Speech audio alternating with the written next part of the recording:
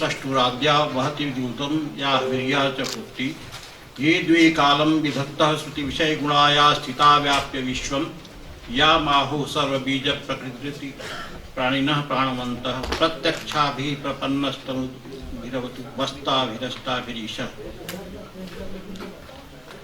सम्माननीय अध्यक्ष महोदय, मंचस्थ विद्वद्गण, इस भूयिष्ठा परिषद के सम्मानित सदस्यों,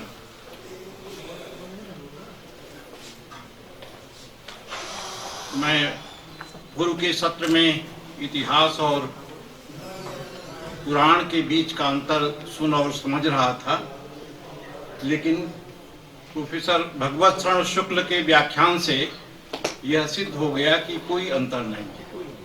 अगर पुराण का भी अध्ययन व्यवस्थित ढंग से किया जाए तो शायद इतिहास के वो बहुत निकट ठहरेगा, और इतिहास का भी साहित्यिक साक्ष्य के प्रकाश में अध्ययन किया जाए तो शायद हम वस्तु स्थिति के निकट पहुंच पाएंगे।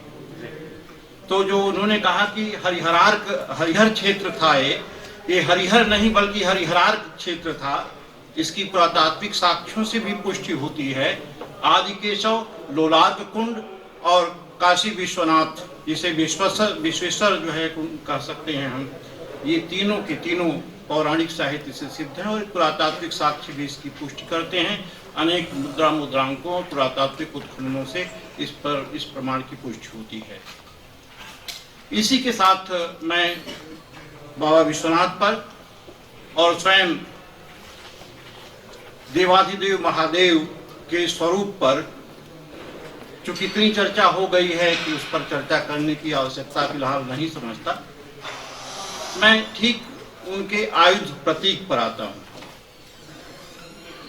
जहां तक आयुध प्रतीक की स्थिति है, मैं इतिहास के विद्यार्थी के रूप में अगर देखता हूं तो आवश्यकता आविष्कार की जननी है।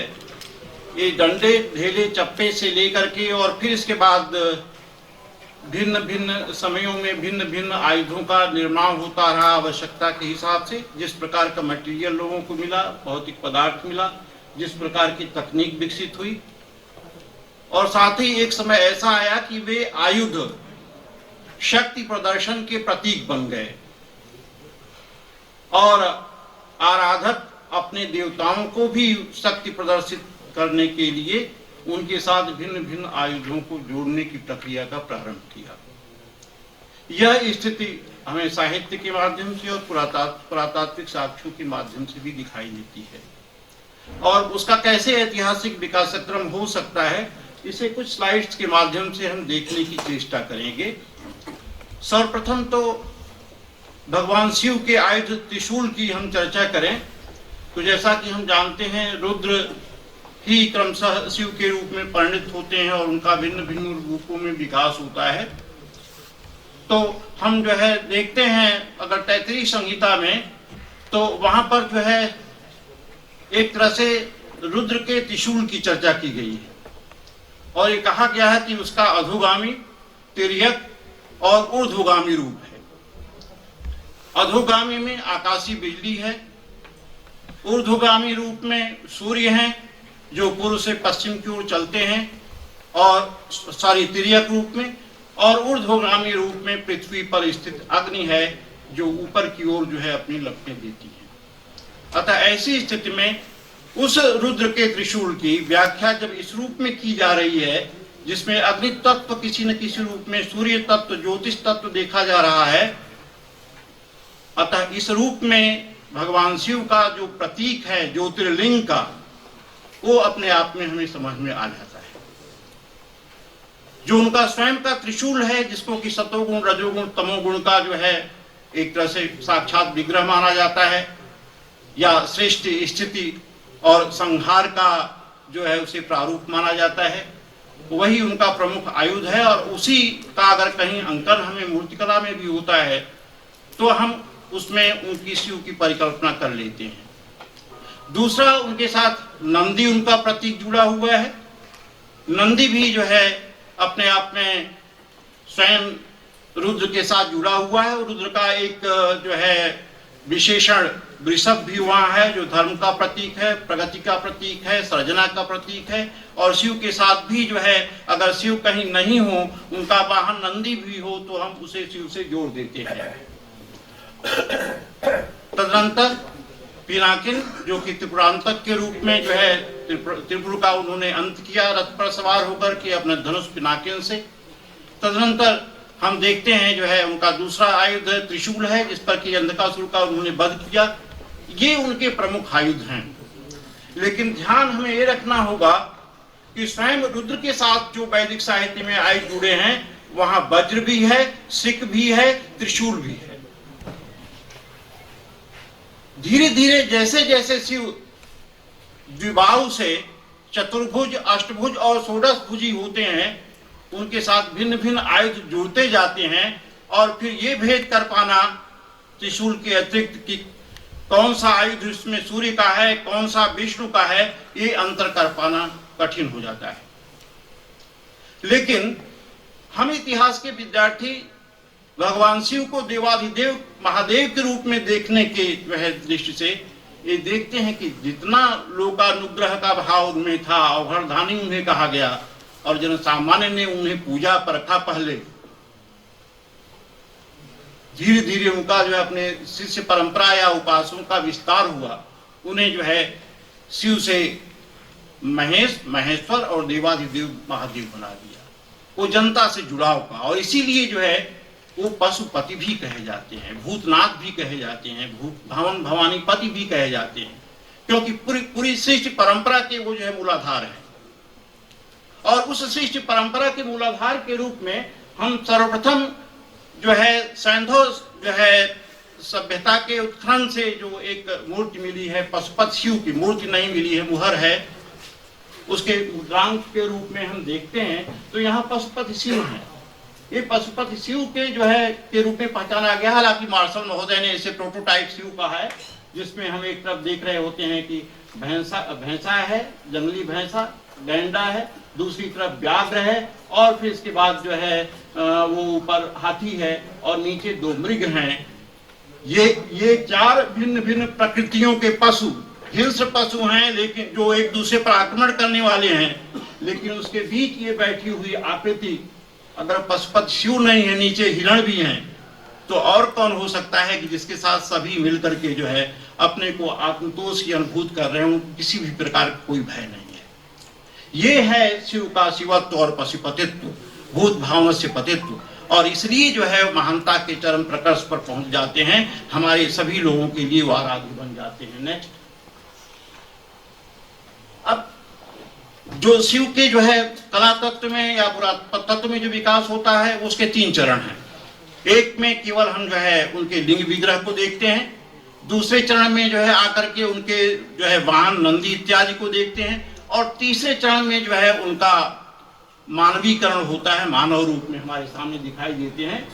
ये गुड्डी मल्लम से जो है उपलब्ध एक मूर्ति है। यद्यपि इसमें डेटिंग गलत हो गई, 1st सेंचुरी जगह के जगह पर 3rd सेंचुरी बीसी है, 3री शताब्दी ईसा पूर्व है। इसमें हम देख रहे होते हैं कि दोनों का सम्यक प्रयोग है, लिंग भी है और जो है उसमें शिव बने भी हुए हैं। उनके एक हाथ में जो है आयुध है, दूसरे में परशु है, और जो है अपस्मार पुरुष नीचे जो है बैठा हुआ है। ये जो है 3rd सेंचुरी बीसी का है, जिसमें कि हम देख रहे होते हैं कि लिंग और जो है क्या कहते हैं मानव विग्रह दोनों का एक साथ संयुक्त अंकन मिलता है, जो कि हम समझते हैं कि जो है ये अपने आप में प्राचीनतम जो है मूर्ति है इस संदर्भ की। नेक्स्ट, ये जो है उज्जैनी, रतलाम और इन सारे क्षेत्रों से उपलब्ध लगभग हजारों की मात्रा में ताम्र मुद्राएं मिलती हैं। इस पर जो है भगवान शिव को अंकित किया गया। एक हाथ में, बाएं हाथ में उनके कमंडल है और दाएं हाथ में जो है उनके सूर्य ध्वज है। ये जो है प्रतिमा साहित्य और जो है एक तरह से पुरातत्व का समायोजन प्रस्तुत करती है। ब्रह्म पुराण में एक जो है श्लोक है, नमस्तेत्व प्रतिरूपाय विरूपाय शिवाय च सूर्याय सूर्य पतये सूर्य ध्वज पताकिने। भगवान सूर्य को जो है भगवान शिव को सूर्य भी कहा गया और जो है सूर्य ध्वजधारी भी जो है कहा गया। ऐसी स्थिति में जो है यहाँ पर जो है भगवान शिव अगर सूर्य ध्वज धारण किए हुए हैं तो ये जो है साहित्यिक साक्ष्य से उसका मेल बैठता है। और यह भी कि भगवान शिव का त्रिशूल भी सूर्य से अलग नहीं है, क्योंकि ये माना जाता है और साहित्यिक प्रमाण है कि विश्वकर्मा ने सूर्य के जो है 8वें अंश से इस त्रिशूल का निर्माण किया और उन्हें शिव को प्रदान कर दिया। तो सूर्य ध्वज और त्रिशूल में जो है इस रूप में हमें अंतर नहीं देखना चाहिए। और यहाँ भी जो है वेदिका वृक्ष बना हुआ है, उधर जो है नंदी पद है, और इस आधार पर जो है हमें एक प्राकृतिक वातावरण से भगवान शिव को जोड़ता है। नेक्स्ट, ये जो है 1st सेंचुरी BC का ही एक ऐसा जो है सिक्का है, औदुंबर शासक धरघोष का सिक्का, जिस पर कि जो है ये औदुंबर जो वृक्ष है गुलर का, और दूसरी तरफ जो है त्रिशूल है। त्रिशूल के साथ जो है वो कुछ लोग इसे देखते हैं कि इस पर परशु भी बना हुआ है, जिस पर उसका साफ स्पष्ट नहीं है, लेकिन त्रिशूल ध्वज के रूप में दिखाई देता है। ये जो है मैं समझता हूँ कि जो है प्रथम ऐसा त्रिशूल का प्रतीक है। इसके पहले हमें कोई पुरातात्विक साक्ष्य नहीं मिलता। साहित्य में जो है इसके अवश्य विवरण मिलते हैं, जैसा कि वैदिक साहित्य में रुद्र के त्रिशूल का जो उल्लेख किया गया वो अपने आप में वहाँ पर है। मतलब ऐसा है कि जो आपने कहा ना कि परशु, जो 1st सेंचुरी BC में शाण काल में और दक्षिण भारत में डबल एट्रीब्यूट का कॉन्सेप्ट था, त्रिशूल और वो नीचे परशु मिलता है। हाँ मिलता है सच है, लेकिन यहाँ जो है उस रूप में स्पष्ट नहीं है। इसके नेक्स्ट जो है हम दूसरा दिखा रहे हैं जिसमें कि संयुक्त जो है आयुध है। नेक्स्ट यहाँ पर देखिए संयुक्त आयुध है सर, विमकटिस है। हाँ ये 1st सेंचुरी BC के जो है बाद का, मतलब 1st सेंचुरी AD के 1st पेज का सिक्का है। इसमें जो है विमकटिस चुकसान शासक विमकटिस है, और उसके बगल में जो है वो परशु और त्रिशूल का साथ साथ अंकन है, एक तरह से संघात आयुध है। और पृष्ठ भाग पर जो है त्रिशूलधारी भगवान शिव नंदी वाहन के साथ अपने बने हुए हैं।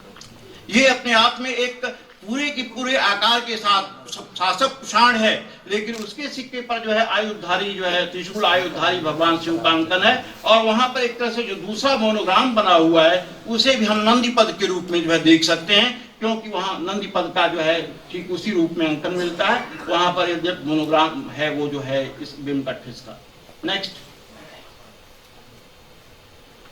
हाँ इस प्रतिमा को हम लोग विशेष ध्यान से देखना चाहेंगे। थोड़ा और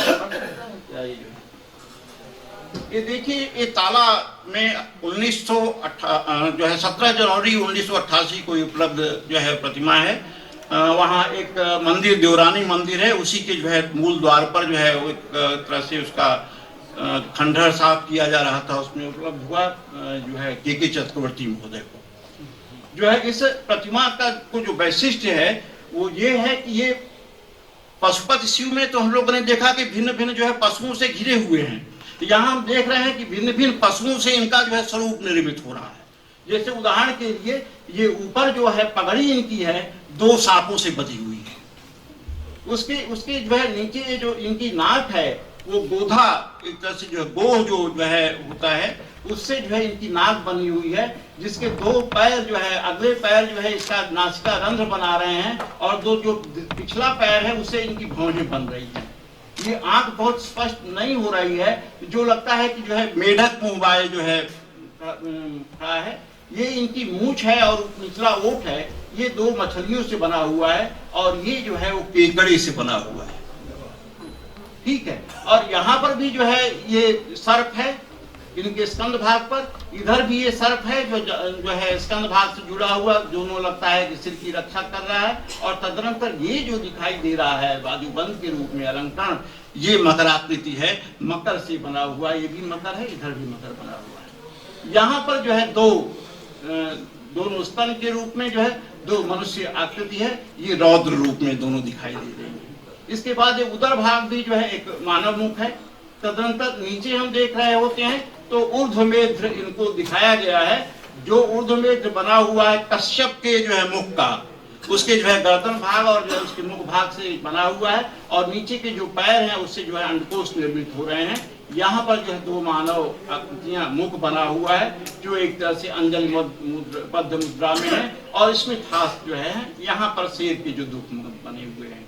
यहाँ पर भी जो है देखिए सर्प जो है बना हुआ है, यहाँ भी जो है सर्प रहा लेकिन ये टूट चुका है इधर का, दोनों तरफ इसके सर्प बने हुए हैं, और इनका पैर जो है वो हाथी का पैर है, जिसके समीकरण के बारे में जो है विद्वानों में बड़ा विवाद रहा, लेकिन इसकी आकृति और जो है वो पशुपत शिव जो है सैंधव जो है सभ्यता में उपलब्ध है, उसके आधार पर इसे जो है के चक्रवर्ती महोदय ने जो है रुद्र से समेकित किया। बाद में उन्होंने कहा कि एक लवकुश संप्रदाय का चित्र हो सकता है। एक जो है देवलूरकर हैं, इन्होंने कहा कि ये चित्र जो है वस्तुतः भगवान शिव का ही है, और जो इसके आधार पर उन्होंने जो है रूप मंडल में जो 12 जो है शिव हैं उनकी परिकल्पना की, और जो है प्रोफेसर विश्वम्भर शरण पाठक ने इसे जो है अद्भुत शिव के रूप में देखा। तो ये शिव का प्रतीक है। इसमें देखिए कितना पर्यावरण से जुड़ाव है, जिसको कि हमने कहा कि भगवान शिव को सृष्टि का मूलाधार समझना चाहिए। तो इसमें जलचर, थलचर और जो है नभचर, यहाँ ये मैं भूल गया था, यहाँ पर देखिए मयूर बना हुआ है, इनके कान के जो है कान के पास जो है 2 मयूर बने हुए हैं। तो जलचर, नभचर और थलचर, ये तीनों का एक साथ एक ही जो है मूर्ति में अंकन मिलता है, जो इसमें अपने आप में प्रकट करता है कि वस्तुतः भगवान शिव सृष्टि के मूलाधार हैं। यह किसी साहित्यिक जो है विवरण के आधार पर नहीं है, कलाकार ने अपना प्रयोग किया है, लेकिन 5वीं शताब्दी तक इस प्रकार के प्रयोग आने लगे थे, और इस रूप में इस जो है प्रतिमा को जो है अद्भुत प्रतिमा के रूप में हम देख सकते हैं। नेक्स्ट, ये जो है एक तरह से नटराज की प्रतिमा है। यहाँ पर जो है वृषभ का हमने रुद्र से संपर्क माना था। भगवान शिव की एक पहचान नंदी है, तो नंदी ध्वज है। यहाँ पर अपस्मार पुरुष है, यहाँ जो है वो क्या कहते हैं भगवान शिव नृत्य कर रहे हैं, और यहाँ एक ढोल बजाते हुए एक जो है व्यक्ति दिख रहा है, उपासक हो सकता है। भगवान शिव के हाथ में डमरू है, डमरू भी भगवान शिव के साथ अनिवार्य रूप से जुड़ा हुआ है, हालांकि हर प्रतिमा में मिले आवश्यक नहीं है। हाँ, डमरू जो कि ब्रह्मनाद का जो है स्वरूप प्रकट करता है, और इस रूप में जो है इस प्रतिमा का जैसे कि भगवान जो है व्याकरण के 14 सूत्र निकले हुए महेश्वर सूत्र या जो है शिव सूत्र के रूप में भी हम देखते हैं, ध्वनि का प्रतीक है, ब्रह्मनाद है, ये सारा का सारा जो है प्रतीक भगवान शिव का जो ये प्रतीक है वो एक तरह से धर्म का प्रतीक है, धर्मध्वज है। नंदीध्वज धर्मध्वज के रूप में हम पहचान सकते हैं। अपस्मार पुरुष जो है एक तरह से जो है अज्ञान का जो है दलन है, और इस रूप में पूरी की पूरी प्रतिमा अपने आप में भगवान शिव के जो है तांडव और लास्य दोनों भाव को, गति और स्थिति दोनों भाव को प्रकट करती है। इस रूप में भगवान शिव का यह जो है तांडव अपने आप में महत्वपूर्ण कहा जा सकता है। यही सब स्थितियां हमारे सामने जिस रूप में प्रकट होती हैं वो भगवान शिव को देवाधिदेव महादेव के रूप में परिणत करती हैं। लेकिन एक बात यहाँ यह देखना होगा कि इसका क्रमिक विकास हुआ है। जैसे हमने देखा कि जो है फर्स्ट पेज में जो है लिंग पूजा, तदनंतर जो है लिंग और जो है मूर्ति पूजा साथ में, उसके विकास के साथ जो है एक तरह से जो है यौन कूट पर जो है अंकित लिंग, और फिर इसके बाद भगवान शिव के जो है 2 भुजा के साथ 4 भुजा, 8 भुजा, और नृत्य मुद्रा में कभी कभी 16 भुजाएं दिखाई देती हैं, जिसमें 16 प्रकार के आयुध, जिसमें भगवान विष्णु के, दुर्गा के और सभी प्रकार के आयुध होते हैं। ये जो है भगवान शिव के आयुध प्रतीकों का रूप वर्णन है। यद्यप समय जो है मैं अधिक नहीं लेना चाहता, इसी के साथ मैं अपनी वाणी को विराम देता हूँ। आप लोगों ने धैर्यपूर्वक